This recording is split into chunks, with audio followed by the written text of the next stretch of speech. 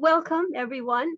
The aim of this course is to demonstrate how humanism can be a viable alternative at a time when the world is being taken over by the rise of fascism and authoritarianism. I argue that humanism is the antidote to social Darwinism, that is, the ideology of survival of the fittest. That is at the root of fascism. Next slide, please.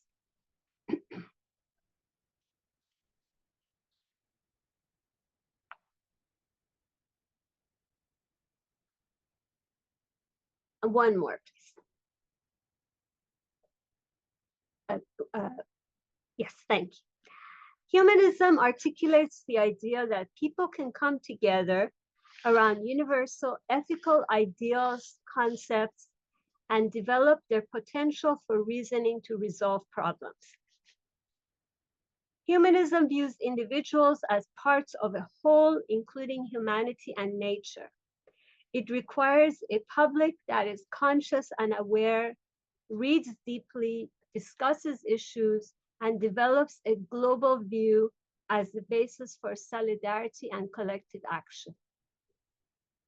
There are different types of humanism, ranging from those that aim to reform capitalism to those that advocate the abolition of capitalism. While our previous class series and this class series have included some of those different views, the view that I advocate and that I have articulated in my book, Socialist, Feminism, a New Approach, is that thoroughgoing humanism cannot be realized within the context of the capitalist system. I will explain that further in this course. At the same time, humanism has been under attack for over 5 decades by the dominant currents of structuralism, post-structuralism, and deconstruction within the Western intellectual milieu. Other famous prior philosophical opponents of humanism include Friedrich Nietzsche. Humanism's focus on coming together around universal ethical concepts and the belief that humans can use reason to resolve problems has been questioned. Many proponents of post-structuralism and deconstruction argue that universality is the exclusion of particularity and that reasoning itself is about domination. I will address these challenges in the course of the series. Now, let's start with the topic of today's class. Can humanism offer a viable alternative when it comes to labor and the economy? Next slide, please. So part 1 is called The Problem with Capitalist Democracy. Next slide, please. What makes the topic of today's class urgent is that capitalist democracy has proved to be highly defective when it comes to promoting the well-being of society as a whole. It has also been incapable of fighting the rise of monopoly capitalism, authoritarianism, and fascism. In a talk on his book, Anatomy of Fascism, on the occasion of its publication in 2004, Robert Paxton had claimed that fascism, quote, happens to democracies that go bad, unquote. That's what he said. Fascism happens to democracies that go bad. So the question is, why do democracies go bad? Next slide, please.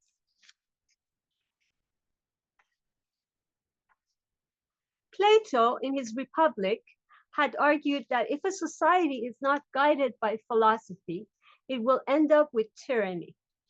Democracy, in Plato's view, was about willfulness, arbitrariness, lack of principles, and anything goes. Democracy, he thought, would thus lead to rule by demagogues and tyrants. Karl Marx, in his economic and philosophical manuscripts of 1844, had argued that the capitalist mode of production itself creates deep human alienation. He had described that alienation on 4 levels: alienation of the human being from the products of their labor, which come to dominate them; alienation of the human being from the process of labor, which that they have no say or control over; alienation from their potential for free and conscious activity; and alienation from other human beings. He believed that alienated labor leads to relations of domination, gender violence, and destructive mechanisms in society. However, alienation could also create what he called a quest for universality in humans to search for a humanist alternative to capitalism. If we examine the critiques that Plato and Marx offer and consider the deep alienation of US society, we can begin to understand why 77 million people voted for Donald Trump. That 77 million included the majority of working class voters and considerable chunks of white women, Latino and African American men. They voted for a candidate who embodies naked capitalist exploitation, selfishness, racism, misogyny, and gender violence. We can argue that what is involved here is a deep level of alienation of millions of people who have voted against their own interests. So the question is, how can we develop an alternative that is both ethical and economically just and viable? Next slide, please.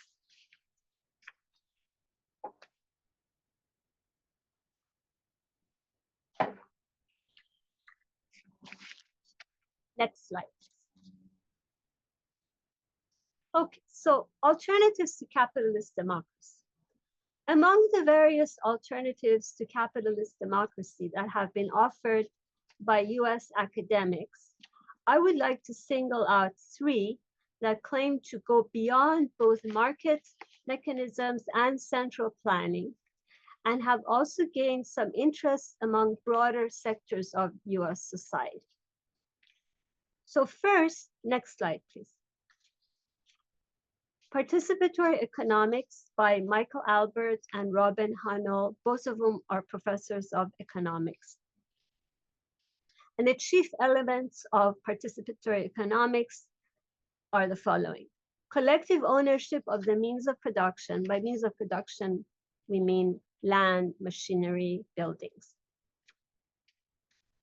So collective ownership of the means of production, worker self-management in the form of cooperatives, balanced job complexes in the sense that no one does only mind work or only manual work, remuneration based on effort, and environmental sustainability.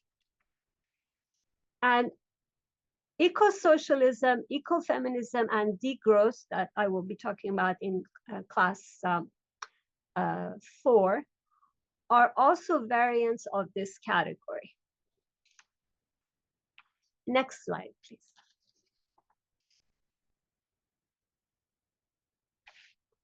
So then the next alternative posed by an academic that's more widely discussed is anti-work and post-work imaginaries by Kathi Weeks. And this is based on a book that she published in 2011. And the main elements of it are, again, collective ownership of the means of production. Secondly, the link between work and income is severed in favor of a universal basic income for all adults, whether employed or unemployed. Third, abolition of labor in the sense that essential labor can be minimized by using advanced technology to do a large share of the essential work and to free up humans to pursue other activities in their leisure time. And 4, reclaiming time for creativity, sensation, and affect, affect in the sense of emotion, feeling. So that's the second type of alternative. Next slide, please. Okay, third one is Democratic Socialism by Martin Hagglund, who's a Swedish philosopher who is a professor of humanities at Yale University. And the main elements of his alternative are, again, collective ownership of the means of production, 2, measuring wealth by socially engaged, meaningful, and voluntary labor or leisure time. So again, this is very specific to him. He's saying that the way we measure wealth is not how much money we have, but how much socially engaged, meaningful, and voluntary labor or leisure time we have, and how we spend our lives doing that type of work. So meaningful labor or leisure time is viewed not as a mere means to do something else, but as ends in themselves. And fourthly, the idea of from each according to their ability and to each according to their needs. That's the principle of the type of alternative to capitalism that he advocates. The economy is to be managed by deliberation among self-governed cooperatives. And he proposes replacing the state with a global system, or replacing rather states with a global system of interdependent, self-governed, local, national, and international communities and cooperatives based on collective self-legislation, shared norms, accountability, and elections of representatives with the possibility of recall. Okay, so these are the 3 alternatives that I picked because I think they were both very interesting and also, as I mentioned, have been getting some discussion beyond the level of academia. And all of these alternatives are responses to both capitalist political economy and Karl Marx's critique of capitalism. So I would argue that in order for us to be able to evaluate these alternatives, it is important to have a clearer understanding of the concepts of labor, value, and time under capitalism and based on Marx's critique. So next slide, please.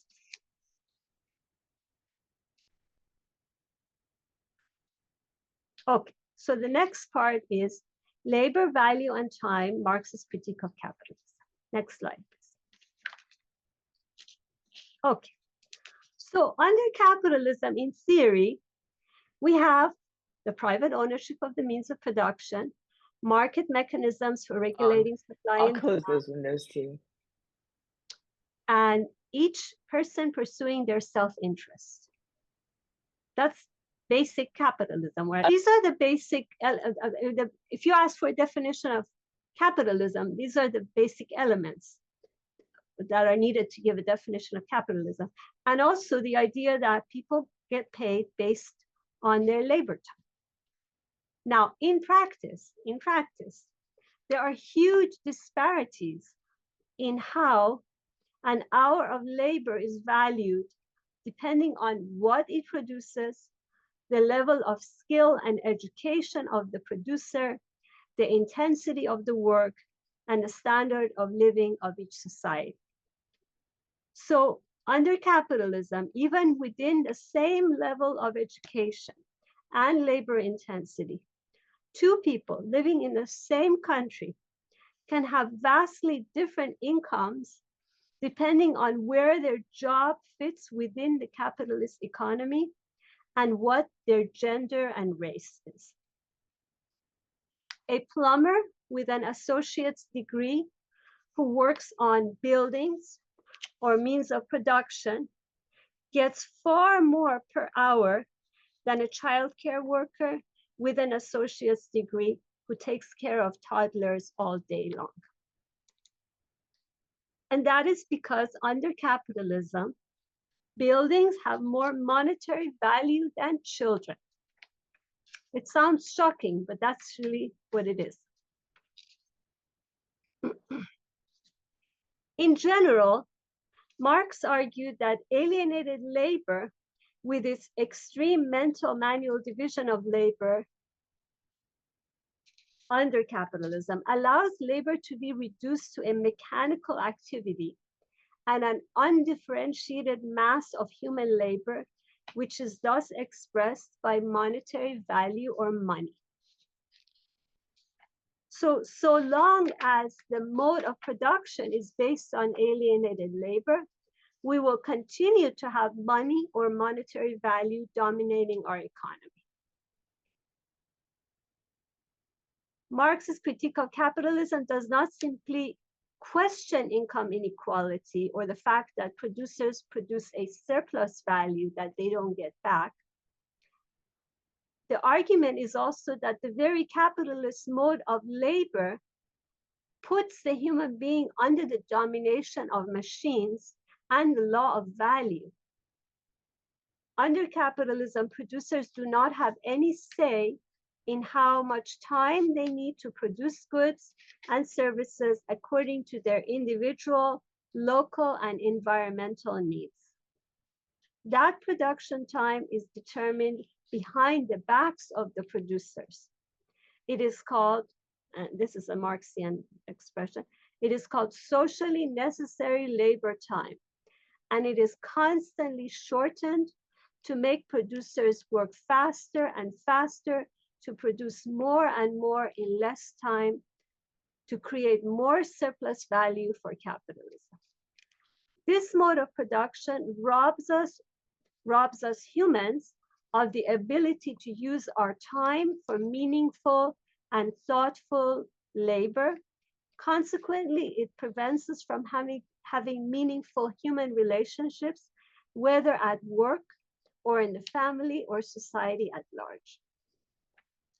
Now, in pre-capitalist societies, although humans were not free and were exploited by slave owners and feudal lords, the producers still had some control over their tools. Farmers and peasants still had seasonal breaks. Artisans did not work in an assembly line. This gradually changed, however, starting in Europe from the 1300s on. By the time the Industrial Revolution was full-blown in the 19th century in England, workers were reduced to cogs in a machine. And of course, today we live in a society where humans are under the domination of computers and smartphones, where artificial intelligence is being developed to replace any job that cannot be routinized.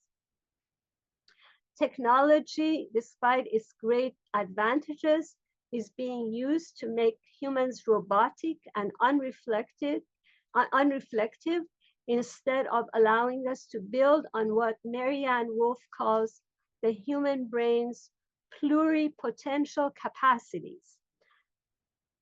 What she really means is she talks about the human brain's pluripotential capacities to embody all of our species' exponentially growing intellectual, affective, and moral faculties. But capitalism, she doesn't critique capitalism, but I'm arguing that capitalism does not allow us to do this. It's a great, beautiful idea, but it's not possible within capitalism. At the same time, when labor is alienated, mechanized, and reduced to an undifferentiated mass of human labor power measured by monetary value, we have a society in which the accumulation of monetary value becomes an end in itself. That goal of endless accumulation in turn leads to greater and greater alienation and inequality in society. Greater concentration of capital in fewer hands greater competition between capitalist entities, states, and hence wars. Wars and world wars. So now that we've learned more about the categories of labor, value, and time under capitalism, let's go back to the three alternatives posed earlier and let's evaluate them. So evaluating participatory economics, anti-work, post-work imaginaries, and democratic socialism. Next slide, please.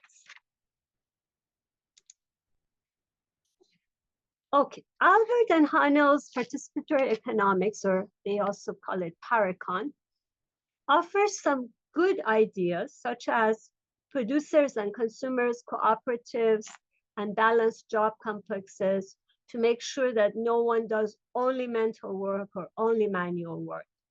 However, it does not fully address the question of alienated labor. Worker cooperatives still work within the context of a world market dominated by the capitalist concept of socially necessary labor time.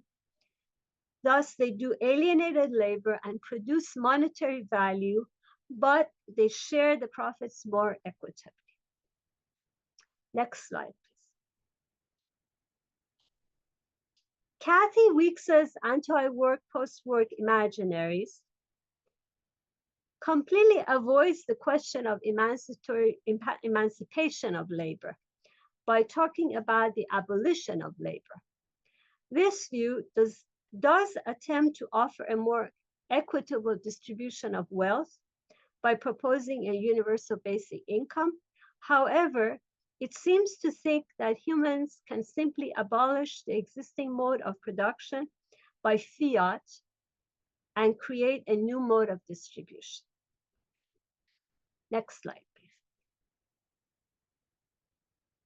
Okay, Martin Hagglund's democratic socialism addresses the issue of alienated labor and specifically pinpoints the issue of reclaiming time, not as alienated labor time, but as time for meaningful voluntary labor and leisure. It views work, humanity, and nature not as mere means, but as ends in themselves. This goes far beyond income redistribution and worker cooperatives. It offers a vision of how to transcend the capitalist mode of production itself and how to emancipate labor and allow for human flourish. Although Hagglund seems to conflate Marx's concept of socially necessary labor time with necessary labor time, the alternative that he proposes breaks with the idea of a capitalist socially necessary labor time for producing goods or services.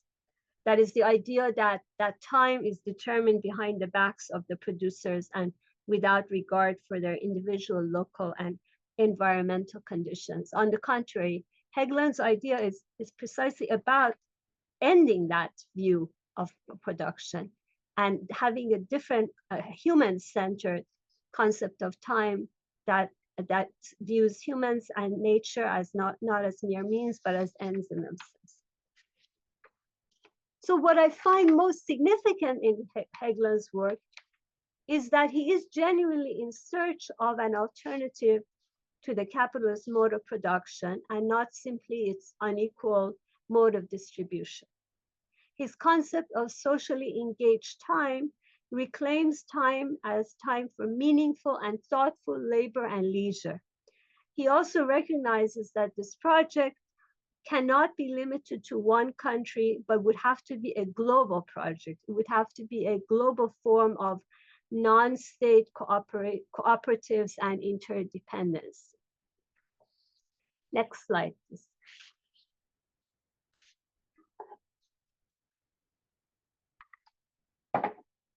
Okay, what can a post-capitalist society look like? Next slide, please. In my own work, Socialist, Feminism, a New Approach, I have built on the philosophy of Marxist humanism, which argues that overcoming capitalist alienated labor requires breaking with the capitalist concept of time. It requires breaking with the extreme mental division of mind, body, heart that capitalism promotes, and creating a work process and social environment that does not fragment the human being. This requires a collective deliberation that is much more than voting and decision making. It means that all producers gain an understanding of the whole of whatever endeavor they're working on and taking part in thinking through instead of simply following. There's a lot more to be said about it. It's just a little tidbit. So breaking with the capitalist mode of labor cannot be limited to the local and national level, but what would have to be global. Going back in time, we can see that Aristotle, in his Nicomachean Ethics, argues that an act is moral if it is done voluntarily, consciously, and as an end in itself. So this concept of moral action is what we need to keep in mind when we think about transcending the capitalist mode of production. Under capitalism, on the contrary, work is mostly not voluntary, not consciously done, and only seen as a mere means to something else. So by Aristotle's definition, it is not moral. Next slide, please. And for Audre Lorde, closer to our time, the key element of emancipation is a conscious existence in which mind, body, and heart are speaking to each other and are in tune with self and other, whether that other is other people or one's work. For Audre Lorde, emancipation is about an existence in which we are not fragmented, but have the room to develop all of our natural and acquired talents. Next slide, please. So how do we begin to discuss these ideas in a US society that is being suffocated by a fascist government that has millions of supporters? Next slide.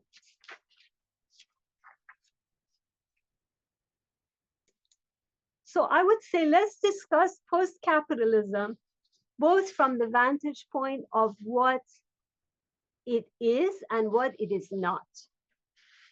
It is not what existed in the USSR and Maoist China.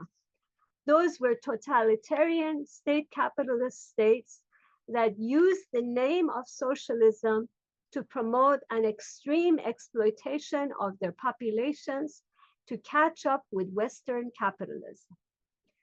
And in chapter 7 of my book, which was one of the readings for today's class, I offer details to support this argument about the USSR and Maoist China being totalitarian state capitalist states. Okay, having said that, what can be some of the key features of affirmative features of a socialist humanist society? So these are some of the elements of it. And there's much more, but these are some that I'd like to offer here. So money or monetary value cannot be the basis of the economy. Money is an expression of alienated labor, and hence it represents a social average time as the measure of labor. If alienated labor is no longer the mode of production, money cannot be the basis of compensation. In that case, compensation would only be through means of consumption, not through money or means of consumption acting like. Exchange cannot be of commodities, but of hours for hours. So instead of having money in this post-capitalist society, instead of having money, we have hours. We measure things by hours, not by money. Some types of labor are more onerous and exhausting than others and would require greater compensation or would count as more actual time. Furthermore, people with different levels of skill and education would not easily accept the idea that people should be entitled to equal compensation for an equal number of hours worked. So this is a problem, you know. So you can't convince people that two people with different levels of education, even if their work is intensity-wise is about the same, are entitled to the same compensation. But at the same time, the idea of creating an extensive system of classification of labor compensation based on skill levels would be very capitalistic and would take us back to the failed models that called themselves socialist. So we have to have some minimal level of classification, but not the intense level of classification that we have under capitalism. A normal work week would have to be much shorter than 40 hours, and every effort would have to be made to create more leisure time. At the same time, the idea of simply abolishing the connection between time worked and compensation received for healthy people within a normal work age would most likely not be accepted by humanity as a whole, given the hundreds of years of existence of capitalism. So this is really a response to Kathi Weeks, who says that we can just eliminate the connection between work time and compensation time. And I'm not opposed to that, but I don't think that it's easy for people to accept that. So I don't think it's something that could be done immediately. I think our society would still expect that if you're going to get compensation, you have to have worked for it if you're a healthy person. And if you're, yes, if you're healthy and if you're not disabled, if you're not ill, if you're not too old or too young. People would get compensated with means of consumption on the basis of actual work time and not on the basis of a socially average time. In other words, one person's hour will not be entitled to more compensation than another's unless it involves onerous work or work that takes up a great deal more energy, such as, and here's work that takes up a great deal more energy. Working at a childcare center with toddlers, teaching elementary school, or working in an emergency room.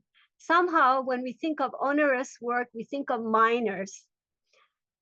And I'm not saying that's not onerous work, but somehow we don't think of women working at childcare centers or elementary school teachers or nurses at emergency rooms doing onerous work.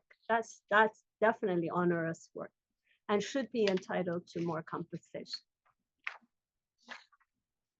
In a socialist humanist society, reproductive labor for one's own family would have to count as work time, but not as a permanent full-time job or a job for one gender only. So the housework that you do for your children, for your family, whether you're a man or a woman, whatever your gender is, that's work time. It's not right for people to work so many hours outside the home and then come home and work slavishly at home too. And that for society not to value that work. Time spent on higher education or continuing education would also have to be counted as work time. Healthcare, education, and public transportation. Next slide, please.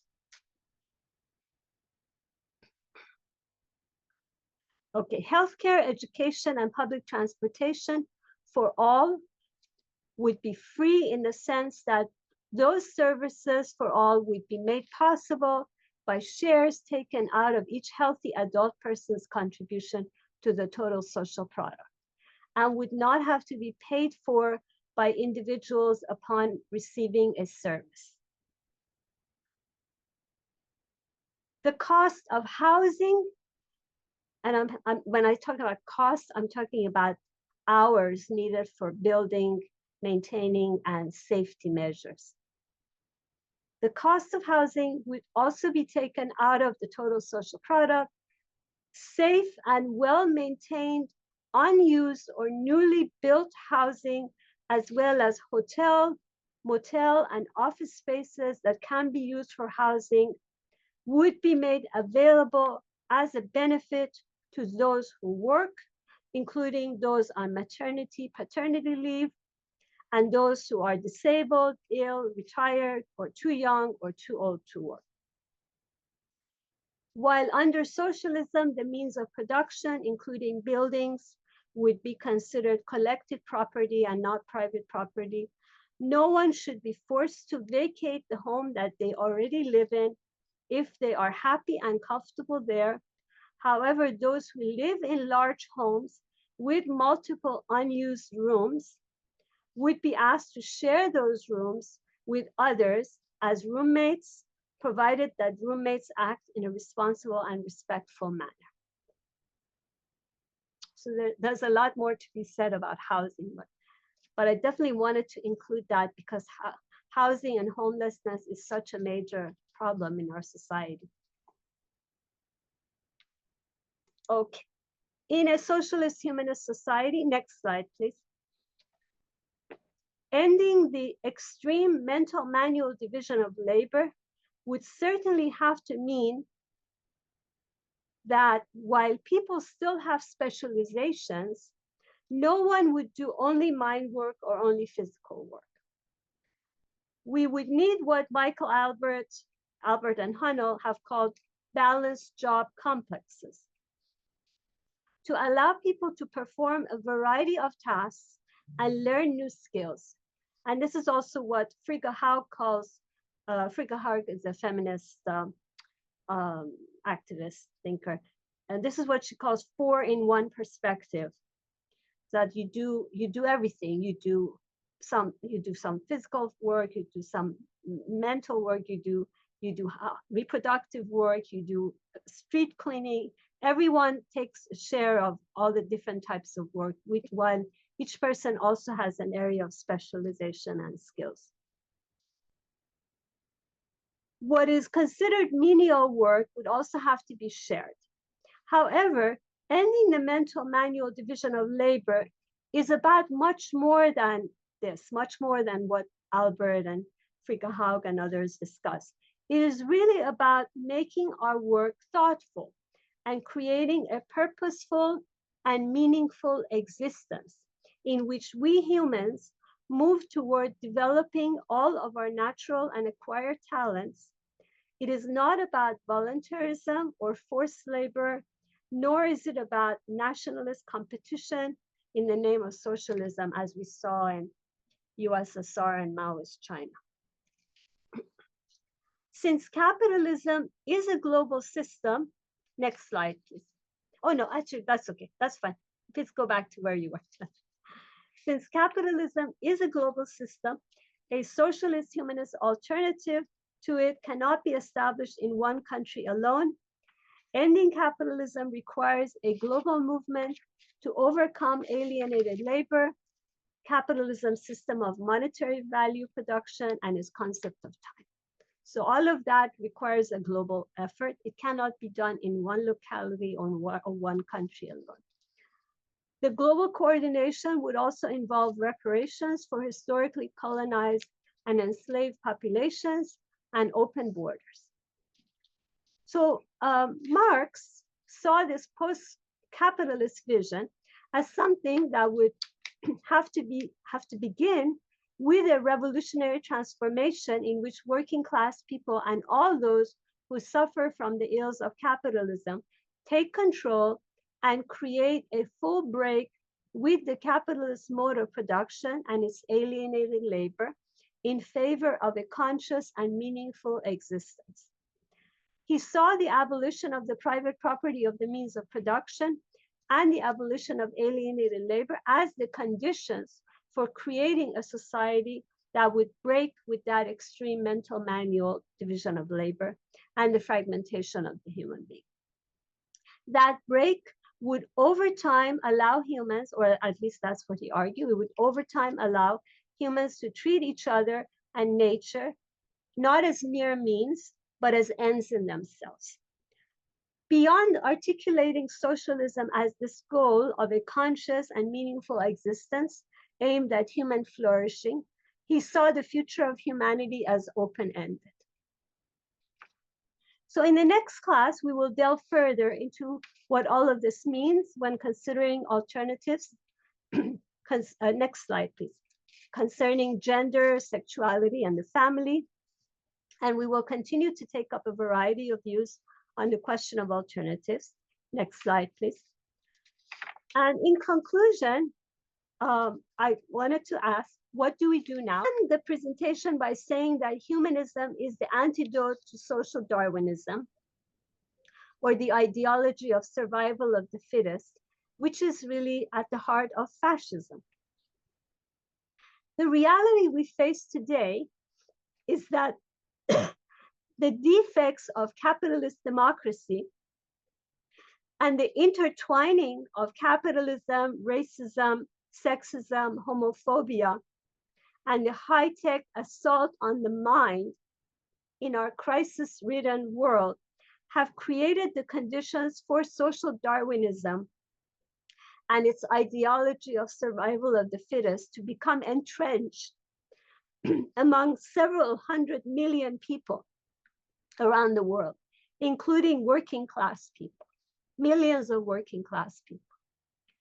The millions who oppose this path and are interested in the humanist way forward need to be fully aware of this painful reality. We can't deny it.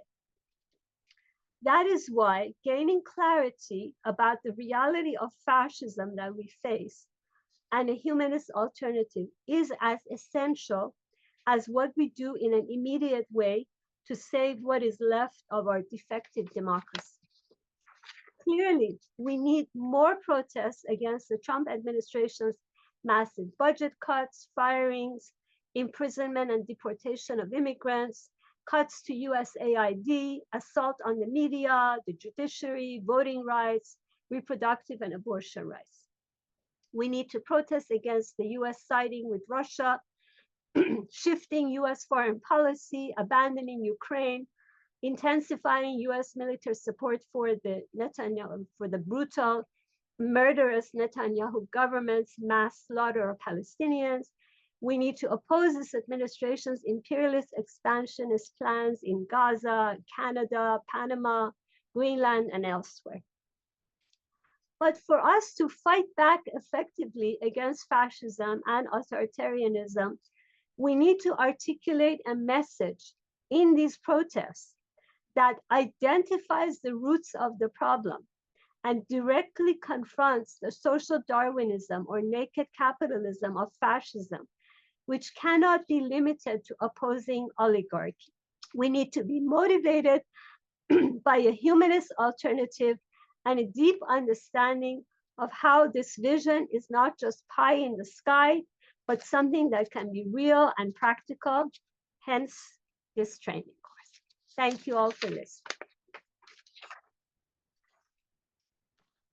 Next slide, please. Just so you can see, I have 3 pages of references. And then in case anyone needs to contact me, that the last page is my contact information and my website.